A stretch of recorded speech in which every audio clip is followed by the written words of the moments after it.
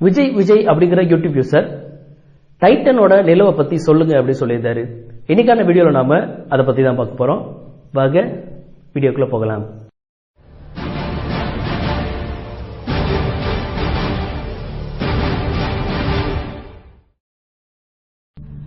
சனி கிரகத்தின் மிகப்பெரிய நிலவே டைட்டன். இந்த நிலவு நமது சூரிய குடும்பத்தில் இரண்டாவது பெரிய நிலவு. ஆனால் இந்த நிலவில் மேகங்கள் மற்றும் திடமான வளிமண்டலம் உள்ளது. கிட்டத்தட்ட இது ஒரு கிரகத்தை போல இருக்கிறது. இந்த டைட்டன் நிலவு கிட்டத்தட்ட பூமியை போன்ற தோற்றத்தில் இருக்கிறது. டைட்டன் மெர்க்குரி கிரகத்தை விட பெரியது. இந்த நிலவு சனி கிரகத்தை சுற்றாமல் சூரியனை சுற்றினால் அதற்கு கிரகத்தின் அந்தஸ்து கிடைத்திருக்கும். டைட்டனின் விட்டம் 5180 கிலோமீட்டர். இது பூமியின் விட்டத்தில் பாதி அளவு. டைட்டன் நிலவில் தட்பவெப்பம் -179 டிகிரி செல்சியஸ். இந்த கடுங்குளிரில் நீரானது இறுகி பாறையாக மாறிவிடும். டைட்டன் நிலவு சனி கிரகத்தோடு ஈர்ப்பு விசையில் மாட்டியுள்ளது. இதனால் டைட்டன் நிலவின் ஒரு பக்கம் சனி கிரகத்தையே எப்போதும் நோக்கி இருக்கும். இதையே டைடலி லாக்டு என்பார்கள். டைட்டன் நிலவினை மார்ச் 25, 1655 டச்சு நாட்டு வானியலாளர் கிறிஸ்டியன் ஹைஜென் என்பவர் கண்டுபிடித்தார். இவர் டைட்டன் நிலவிற்கு சாட்டானி லூனா என்ற பெயரை சூட்டினார். இவருடைய கண்டுபிடிப்பை 1655 தி சட்டர்னி லூனா அப்சர்வேஷா நோவா என்ற இதழில் வெளியிட்டார். 1847 result of astronomical observation made during the year 1834, 5, 6, 7, 8 at the Cape Hope என்ற ஆராய்ச்சி இதழில் Sir John Frederick William Herschel Titan என்ற பெயரை சனி கிரகத்தின் நிலவுக்கு சூட்டினார். டைட்டன் நிலவு 15 நாட்கள் 22 மணி நேரத்தில் சனி கிரகத்தை ஒரு முறை சுற்றி வருகிறது. டைட்டன் நிலவின் வளிமண்டலம் நைட்ரஜனால் நிரம்பியது.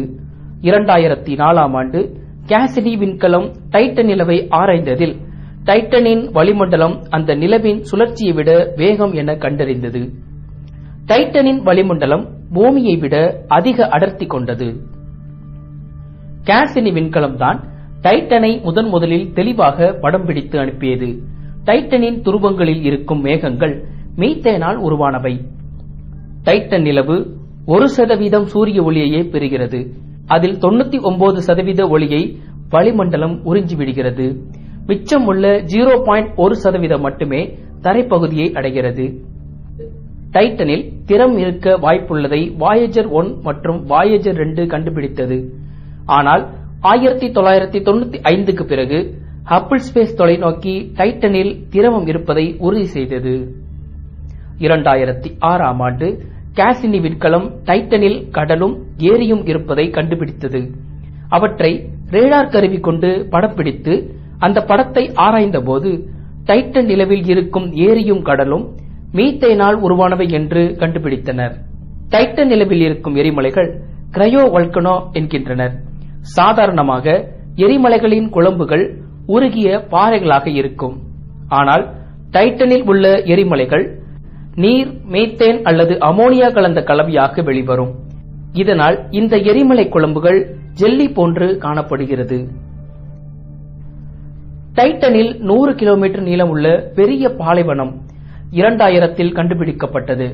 இந்த பாலைவனத்தில் இருக்கும் மணல்கள் தொழின்களினால் உண்டானவை. தொழின் என்பது carbon di oxide, methane, ethane மற்றும் நைட்ரஜனின் கலவைகளால் உண்டானது. இவை நாம் பயன்படுத்தும் பாலிமர் மெட்டீரியல்கள் போல இருக்கும்.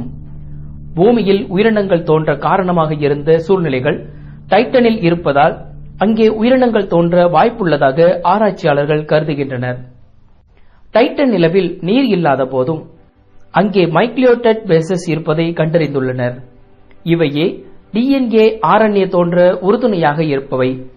அது மட்டுமல்லாமல் புரோட்டீன்கள் உருவாக தேவையான அமினோ ஆசிட்களும் அங்கே இருப்பதாக அறிவியலாளர்கள் கூறுகின்றனர். 2010 ஆண்டு டேரல் எஃப் ஸ்ட்ரோபல் என்பவர் டைட்டனில் ஹைட்ரஜன் அளவு வேகமாக குறைவதை கண்டறிந்தார். இதற்கு காரணம் மீத்தனோஜெனிக் உயிரி தோன்றியிருக்க வாய்ப்புள்ளதாக கூறினார். அதே ஆண்டு கிறிஸ் மக்கே என்ற astro ஜியோபிசிஸ்ட் "Have we discovered evidence for life on Titan" என்ற ஆய்வு அறிக்கையில் மீத்தனோஜெனிக் உயிரிகளை இதுவரை நாம் கண்டறியவில்லை, மீத்தனோஜெனிக் உயிரினம் தோன்ற வாய்ப்புகளும் இல்லை என்றார். டைட்டனின் தரையை பற்றி சரியான தகவல்கள் முழுமையாக தெரியாத போது டைட்டனில் உயிரினங்கள் தோன்றியிருக்கிறது என்று கூறுவது சரியானதல்ல என்றார். டைட்டன் நிலவு சூரியனில் இருந்து தொலைதூரத்தில் உள்ளது. அங்கே நீரோ உறைந்த நிலையில் உள்ளது. அங்கே கார்பன் டை ஆக்சைடும் இல்லை. இப்படிப்பட்ட சூழ்நிலையில் உயிரினம் தோன்ற வாய்ப்பில்லை என்று ஜோனத்தன் லொனின் என்ற பிளானட்டரி சயின்டிஸ்ட் கூறுகிறார். 5 பில்லியன் வருடங்களுக்கு பிறகு நமது சூரியன் ரெட் ஜெயிண்டாக மாறிய பிறகு டைட்டன் உயிரினம் வாழ தகுதியுள்ள இடமாக மாறிவிடும் என்று அமெரிக்காவைச் சேர்ந்த national air and space museum கூறுகிறது. இந்த வீடியோ உங்களுக்கு பிடிச்சிருந்துச்சுன்னா லைக் பண்ணுங்க. உங்களுக்கு ஏதாவது கேள்விகள் இருந்தா கமெண்ட் பண்ணுங்க. அப்டேட்ஸ் தெரிஞ்சுக்கிறதுக்கு சப்ஸ்கிரைப் பண்ணுங்க. தேங்க்யூ.